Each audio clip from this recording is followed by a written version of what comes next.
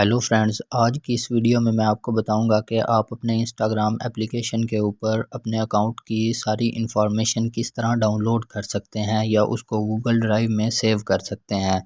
तो इसके लिए आपने अपने इंस्टाग्राम एप्लीकेशन में आना है। इंस्टाग्राम एप्लीकेशन में आने के बाद आपने अपनी प्रोफाइल में आना है।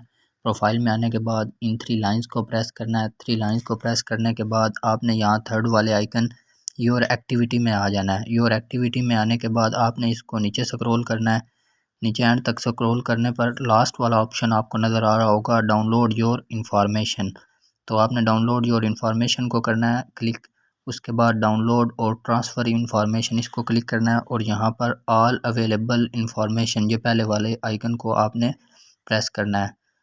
तो ये प्रेस करने के बाद आप यहाँ पर अपनी मोबाइल डिवाइस में भी इस डाटा को डाउनलोड कर सकते हैं या ट्रांसफ़र टू ड्राइव में भी आप इसको डाउनलोड कर सकते हैं। और उसके बाद आपने इसको नेक्स्ट कर देना है और इसके बाद आपने यहाँ क्रिएट फ़ाइल कर देनी है। तो इससे आपका ये डाटा डाउनलोड हो जाएगा।